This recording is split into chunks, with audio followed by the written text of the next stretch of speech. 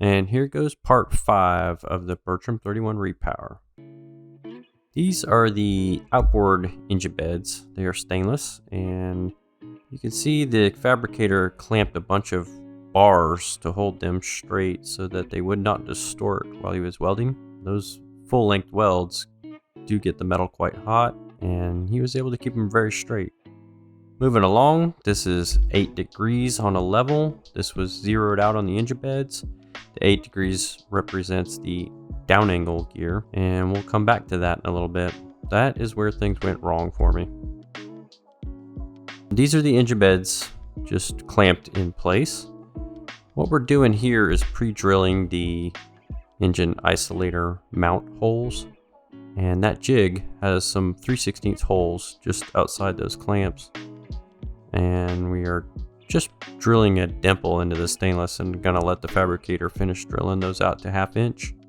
That adjustable square on the front is actually lined up with a mark on the bulkhead. It's very faint, you can barely see it in this picture, but that is the center line of the crankshaft, and that is how we ensure the jig is in the center every time we use it, port and starboard sides.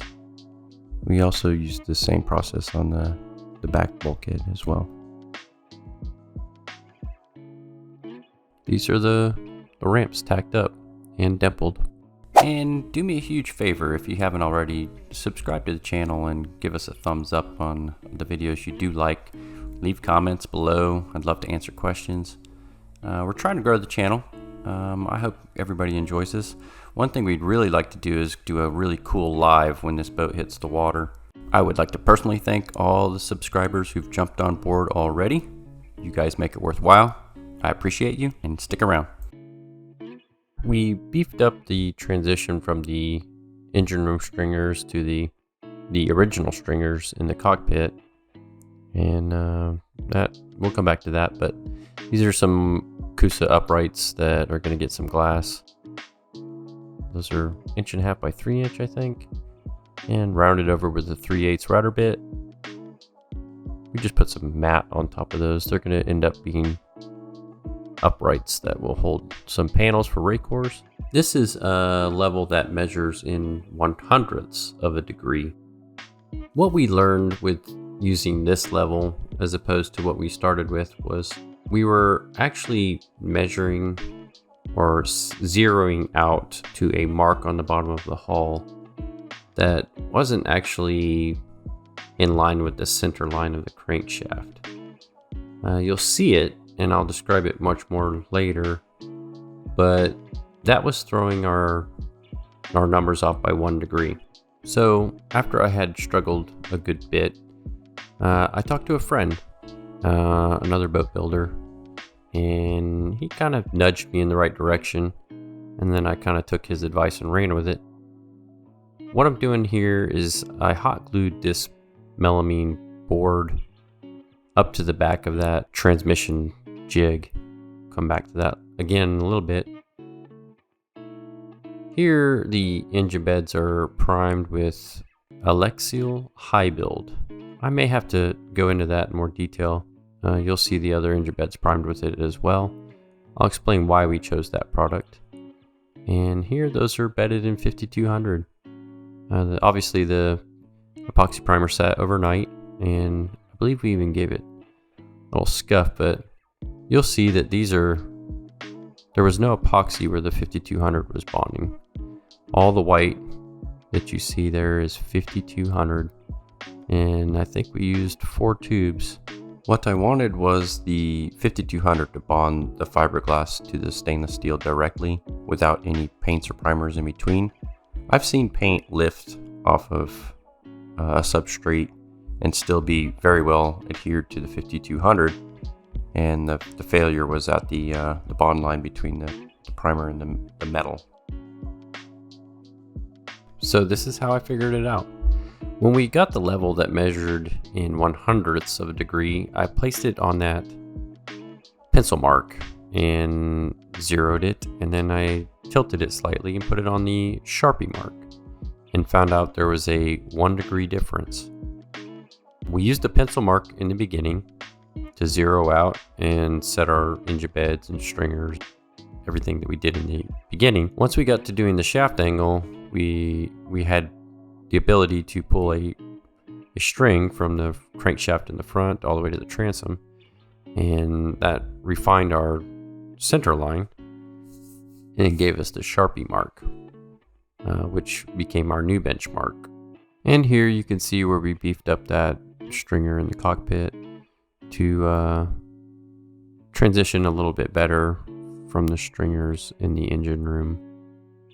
This is the final attempt to get a mirror strut template from port to starboard, and I got very, very close. The only difference I could find at this point was within the hull. The trick for me was to move that anchor point behind the transom quite a bit, and that just gave me room to work, room to use my templates I already had for the rudder location. The biggest improvement was using the welding wire over a braid. It did not bounce around and move much. The other thing is we're zeroing that level out on the engine beds, then coming down here and resting it on that aluminum, which is just mirroring or copying the welding wire. It doesn't bounce, and you can just rest the level right on it to check to ensure we're at 8 degrees, which would be the down angle. Here's a quick shot of the outboard engine beds completely glued in with 5200, and we'll get back to the struts. The welding wire comes through that board where there's an 1/8 inch hole drilled at the center of the coupler that we got from the jig. Okay, so here you can see that level is dead on 8 degrees. It was zeroed out on the jig, which is resting on the engine beds. And once we had that 8 degrees to the 100th, that was as good as we can get. The aluminum also helped me to clamp the strut template up in place so I can make my marks. The welding wire represents the center of the propeller shaft. I clamped a rudder template up to that aluminum as well, and that gave me the proper distance I need from the transom to the back of my strut barrel, or the cutlass bearing. And there they are. It was not easy, but it got done, and then they came out perfect almost.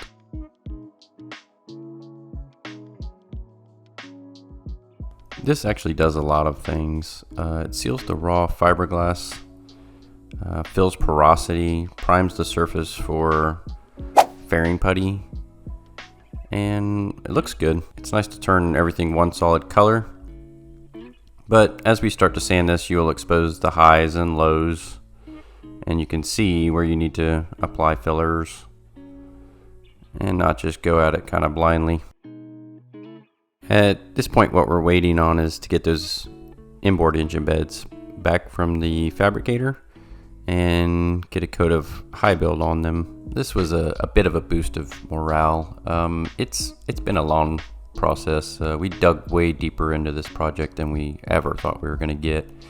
We were addressing a whole lot of things, some things we didn't even know about that we were going to dig into. One thing is we will do it right to the best of our abilities.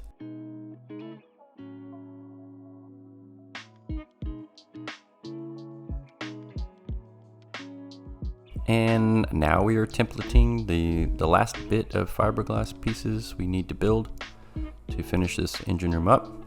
This is the generator platform on the port side, and this will be made out of 3/4 inch Coosa. Tight is right. We live by that.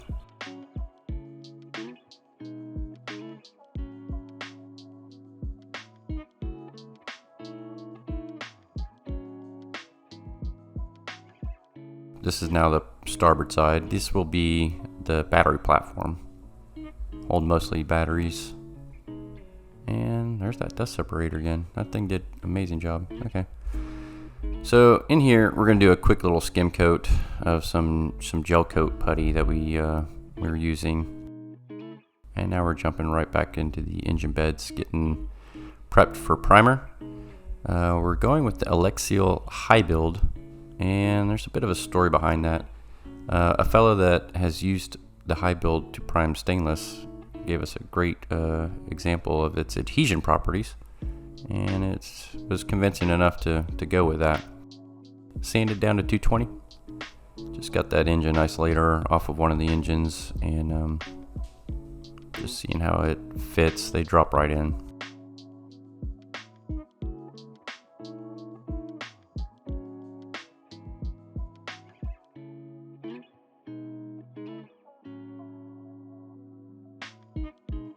These are just some Coosa blanks. I cut these out a little bit oversized so I can glass them. There, the inboard engine beds are bedded. They are set in 5200. I again used 4 more tubes of 5200 to get those in place. Quite a bit of squeeze out, but it's better to have some squeeze out than none. You don't know what's bonded, what's not, if it's not squeezing out the sides. And that's going to be it for this one. There's still plenty more to come. Stick around. And if you like what I'm doing, give me a thumbs up, leave a comment below, subscribe to the channel, maybe share with a friend, and I'll keep doing it. Thank you.